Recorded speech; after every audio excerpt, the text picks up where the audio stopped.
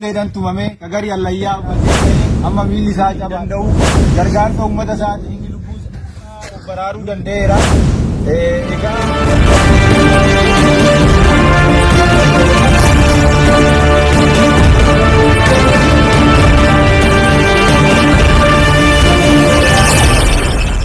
Achirraa harcaan jedhanii jallaa gubbaa nu dhaabanii nu ceceebsanii dhaadan jirran xiitiidhaan ajjeesuu qabna nan keessa konkolaattee jallaa of gadhu. Warri isin ajjeese kun warri uummata kana ajjeese warri uummata kana jimlaadhaan fixe kun egaa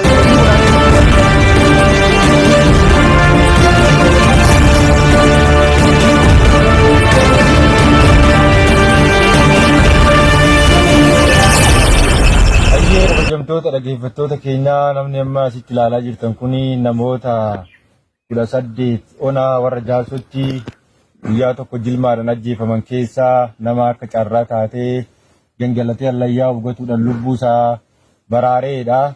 Amma namni kun akkuma argaa jirtanii akka carraa taatee uummatii allayyaa san keessaa baasee kunoo amma uummata isaa gidduutti argamuutti jira.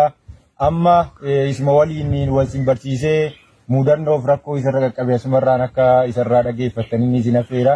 Mee ilaa maqaa keetii fi bakka dhaloota keetii nutti himachuudhaan akkamitti qabamtee fi eenyu akkasii qabe nutti himuudhaan eegali. Ani maqaan koo Burruusee Lammaan jedhama. Burruusee Lammaan jedhama. Gandi kiyyaa iddoo Qacammee magaalaa Qacammee ganda duwwaa tokkoo jedhama. Achi keessaa hojjetaa ta'ee to'an hojjetachaa ture. Biyya san keessatti anaa hojjetachaa jiru kana achi keessaa waraana mootummaa wajjin wal qabatanii milishoonni ganda san keessa ati rakkoo qabdaniituma akkamatti anaa hojjetatu kana dabaddabaa turanii. Ani dabaddabameetuma dararamee achi keessaa fuudhanii humna addaatti na kennanii hidhaa keessatti illee na dararaa turanii. Obseetuman ergasii simoo hidhaadhaa galee nagaa ta'een hojjeta dannaan amma lammaffaa na qabanii na qaxaqqatanii. Ta'uu dinnaan achi keessaa sila naa gamanii jedhee ta'anii lafa gammoojjitti gadi bu'ee hojjetachuu jammare.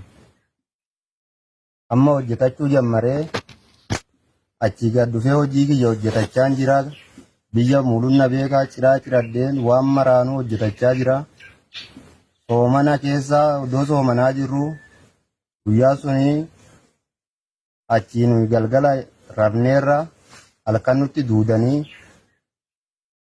milishoota gandaa wajjin nutti duudanii dhufanii bakka nu rafnutti namticha nani waja bira bulus nama nagaa qabanii koottaa isin jedhanii nu fuudhanii deemanii aanaa kaambii nu geessan aanaa warra jaarsoo nu geessanii achitti kaambitti nu galchanii achuma bullee halkan nuyi achi bulee jiru kana kaatinaadhaan na hidhanii achi keessa nu bulchanii halkan nu yaasanii muuluu keenya nu yaasanii makiinaa lamatti nu naqatanii kaan harka duubatti hidhanii ana kaatinaadhaan na hidhanii qarree achirraa makiinaan nu oofanii gara Goojjamitti iddoo Alaantee jedhamu qarree Ayyallaa achirra nu dhaabanii kaan nu ciciibsanii xiitiidhaan nu qaxaqqatuu qabnanan hoggana biratti nama fixuu qabanani keessaa Ayyallaa of gate kaatinuma hidhamee tananii achiyaan jalaa baqadheetoo galee bakka. Mee iddoo san hin gahin dura egaa namni kun akkuma argaa jirtanii qotee bulaa ture magaalaa Qacammee keessatti hojiidhaaf kan bulaatiin hojjechaa ture roorroon itti hammaatee innaan magaalaa sunirraa gadi ba'eeti gara argitee naannawa magaalaa gara baadiyyaatti ba'ee hojii qonnaatti bobba'ee hojii qonnaatirra ture.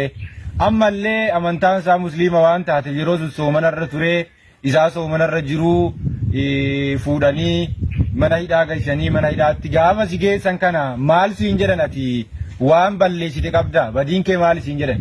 Anumaa badiin qabuun jedhanii dhufanii too ji'a tokko soomannee Abbabaa Shuumii kan jedhamu inni amantii musliimatti guyyaa san soomanni hikkatannee guyyaa san ra'ee barbaaddannee magaalaa ollee ra'ee dhabnee galleetuma boru bitanna magaalaa dhaabaanee boru bitannee teenya malee halkan nutti duudanii dhufanii nu qabu malee nu tokkomaa rakkoo hin qabnu karaatti nu hidhanii nu qaxaqqataa ba'anii Uma rakkoo takka hin qabnu maaloo nu silaa man balleessine hojjetachaa jirra biyyi nu beekaa nan didaniituma nu oofanii ba'an. Baay'inni namoota mana hidhaa waliin turtanii sun nama meeqa hin ta'u mee umuriin isaanii hoo maal fakkaata? kaan maanguddoodha, kaan immoo ijoollee waggaa 15 waggaa 16 waggaa 14 faati. Maanguddoo immoo jaarsotii gurguddaa nama waggaa 70 waggaa 60 waggaa 80 an keessa jiru. Waggaan isaan immoo sin maal taatanii qabamtan jennaan bakka sargiitiifaa bakka bitiskaanaatiifaa nu qabanii waan nu qabaniif hin beeknu nutti duudaniitumaa nu jedhanii nuyis akkasumatti manaa nu qaban kaa waan nu godhan hin beeknu malee inneetuma teenye malee akka nu jeesan hin beeknu kaa muuluu uuma fixanii waan abichaa keessaa bahe. Egaa waan baay'ee nama gaddisiisu namni kun akkuma argaa jirtan boo'uutti jira mana isaatii qabame ijoollee daa'imti xiqqoo waliin qabanii jaarsa waggaa 70 waliin jira. Warra kana fuudhaniiti argitee mana hidhaa gabuu bulchanii barii sa'a 11 yeroo ta'utti fuudhanii gara daangaa Goojjamitti konkolaatatti nu fe'anii nu geessanii jedha. Mee erga Allayyaarra sin ga'ani maaltu sin mudate wanni ati taate maan godha wanni ati jageetiin argite maalidha?